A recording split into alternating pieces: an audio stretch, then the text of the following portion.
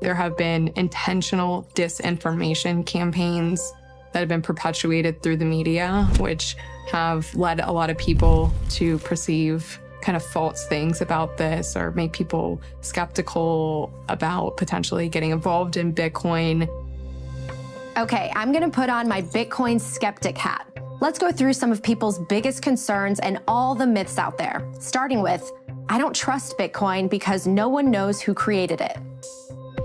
The inventor of Bitcoin is a pseudonymous individual by the name of Satoshi Nakamoto, but no one knows who he or she, or maybe they are. So Satoshi made the brilliant decision of never being known by his name. Satoshi is a pseudonym. It's a fake name.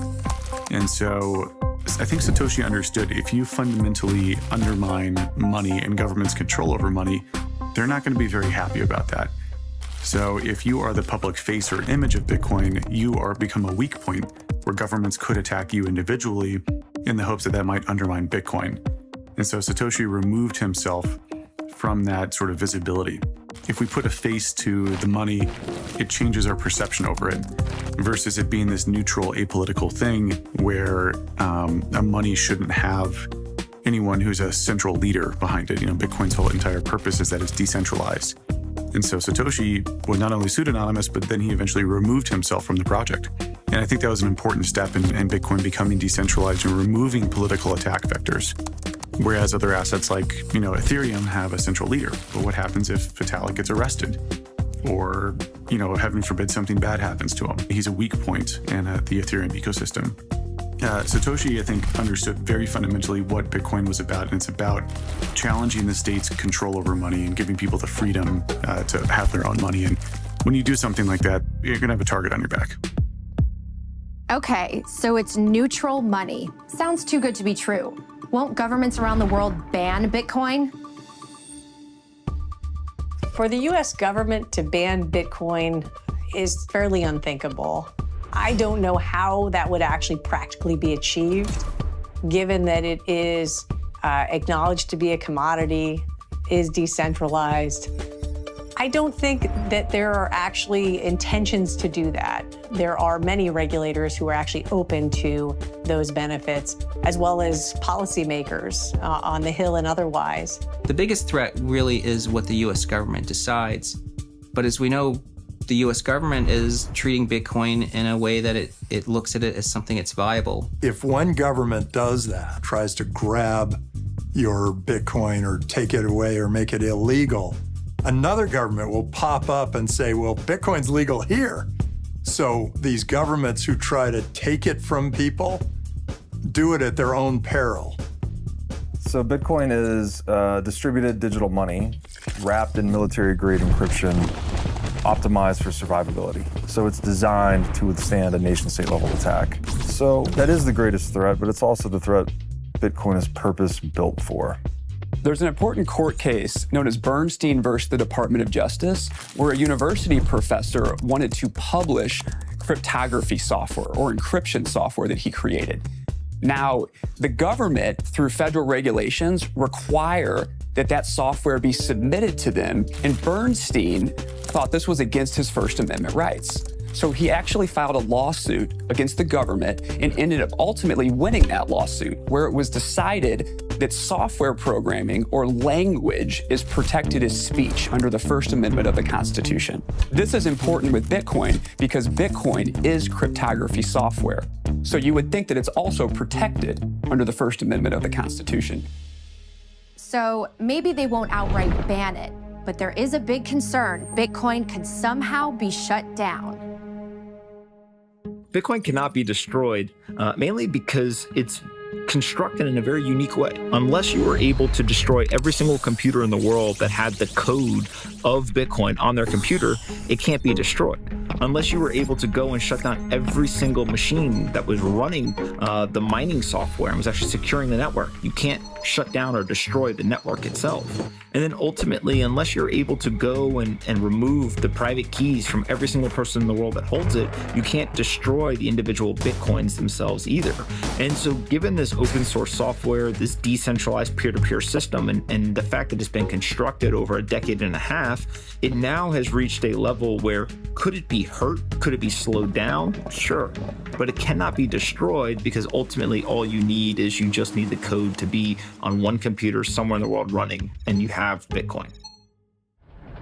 Okay, but a lot of people think Bitcoin is ruining the environment because it uses way too much energy. So let's explore that. The percentage of renewables operating in the Bitcoin network for mining is actually shockingly high. Most power that's used for Bitcoin mining is green energy. It's renewable energy, it's waste energy, and so it's actually not adding to the carbon footprint of the planet. According to the Bitcoin Mining Council, which makes up over half of the global Bitcoin mining network, approximately 58% of Bitcoin mining operations utilize green and renewable energy. This means that Bitcoin mining has the highest renewable fuel mix makeup of any other industry in the world. And the great thing about Bitcoin is that Bitcoin mining is instantaneous and it's mobile. So you can chase cheap energy. The most successful Bitcoin miners are those who find the cheapest energy, and the cheapest energy is the energy that does the least damage to the environment. Bitcoin mining, proof of work mining, is leading the transition to renewables. So for those who care about a transition to clean and green energy sources, they really should be embracing Bitcoin mining because this is how we are going to get there. It uses as much energy as these small countries. Okay, you mean different than the banking industry? How many branches do you drive by on your way home to work? Have you ever been into bank? Why do we have these big buildings being heated and cooled and people sitting around doing nothing? We all use our ATM cards, we wire money to each other. So there's a lot of electricity that's used in a lot of things. Gold mining uses 6 times the amount of electricity as Bitcoin. Everything we do, all of us, every day, is take energy and convert it to value. Bitcoin, to me, actually is the perfect conversion of energy to value. You ever seen the picture of the United States at night? It's totally black except for North Dakota and West Texas. Why? Because they're flaring gas, right? They produce oil and there's some gas that comes out. They don't have any pipelines, so they literally put it up in the air and they light it on fire. Really bad for the environment, cool light show. But that's a negative. So what could we do? We could take that gas, we could attach a microturbine to it, and we could turn electricity into Bitcoin. We could attach a miner to it. Now, we don't need a pipeline to send that value. All we need is an internet connection. We don't need to get right-of-ways. We don't need to kill any birds with windmills and wind farms. And that is a perfect conversion of energy to value. It's actually a net positive for the environment. We're taking the carbon out from the flared gas. That's a huge positive, but no one talks about that. Because the incumbents don't want, the banks don't want this migration to a better form of money. Bitcoin mining can go anywhere. It can go anywhere on the planet that there's an internet connection, which is virtually anywhere because we have satellites that provide internet connections. And it can plop down on top of a landfill. It can plop down on top of a dairy farm. It can plop down on top of a wastewater treatment facility.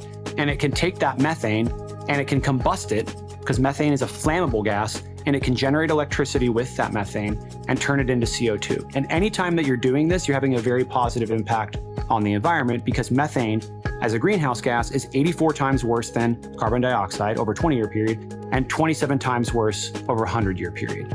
So now you've actually created something of value while you're cleaning up the environment. And in my opinion, Bitcoin mining is going to become, or in my opinion already is, one of the most powerful tools for cleaning up the environment that we've ever discovered. But wait, isn't Bitcoin used by bad guys? As some criminals keep finding out, the last thing you would want to do if you were trying to steal a bunch of money is put a public ledger out there that follows every move that you make until you have an exit. In the early days of Bitcoin, a lot of nefarious activity was happening there because they were quick to adopt this new technology.